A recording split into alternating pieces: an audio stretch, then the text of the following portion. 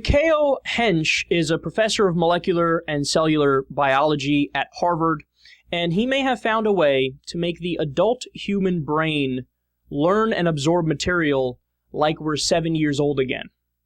Now, that might sound like it's bad. Like, it's almost like you're saying you could be as intelligent as a 7-year-old. Why would I want to do that? I like to think I'm more intelligent than a 17-year-old, but that's not what they're referring to. They say that in around that age, that's when you're going through a developmental period where you make tremendous leaps in knowledge and you really absorb everything going on around you.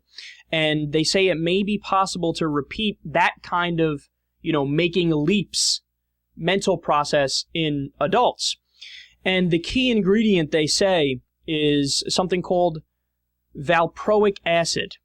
Normally, it's used to treat neurological disorders like seizures and epilepsy, but Hensch claims it may help restore plasticity in the adult brain. And in his study, he, quote, used valproic acid to bestow the gift of perfect pitch to a group of adult males between the age of 18 to 27. Young men, quote, were asked to perform tasks online to train their ears, and at the end of a 2-week period, he tested on their ability to discriminate tone to see if the training had more effect than it normally would at their age, and it did. In other words, he gave people a pill and then taught them to have perfect pitch. That's pretty impressive. And they say it might, quote, help adults acquire new skills and talents at a later stage in their lives, which of course leads me to believe that whatever this thing is will eventually be banned. Now, I mean, when I read this, I thought about the movie Limitless, because that's kind of what goes on. They say that, it makes you use 100% of your brain and you're just superior to what you're normally like. Now, it's funny because that whole movie, I mean, it is a movie, so it's excusable, but it's based on a myth, which is that we only use like 10% or 50% of our brains. No, we actually do use all of our brains. It's not true that we only use a small portion of it. But I still find this fascinating that they say they could put us, in a mind frame where we really can absorb things in a way that we can't as adults. And the reason why I say I think it'll probably be banned is that, I mean, look at other drugs that were in their time viewed as wonder drugs. LSD, for example, right? I mean, the medical possibilities for that stuff were endless and probably still are endless, but it's kind of been banned by the government from really doing trials with it and trying to figure out what specifically it can help when it can almost certainly help with some serious problems. Or something like, cocaine. Cocaine, I don't know if you've ever done cocaine. It's one of those things where it makes you super productive.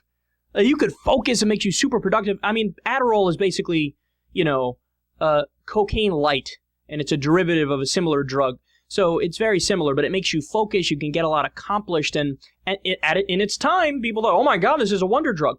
Fucking morphine or heroin. It used to be called laudanum back in the day. And basically it would stop a cough dead in its tracks. It's a big-time cough suppressant. And it's a huge painkiller. I mean, if you get into a car accident and your leg is hanging off and you got a compound fracture, right? What do they give you? They pump you full of morphine. That's a heroin derivative.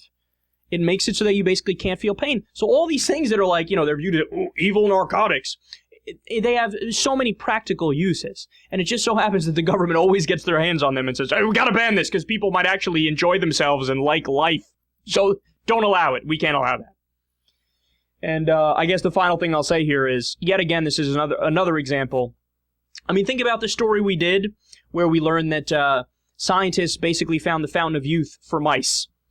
They made 2-year-old mice have the same mobility and age basically as 6-month-old mice because they realized that in the aging process, the cells don't communicate as well. So they found a chemical that makes them communicate well again. So science did that. Science is doing this now. I mean, you guys know me. I'm not a religious person. I don't believe in God.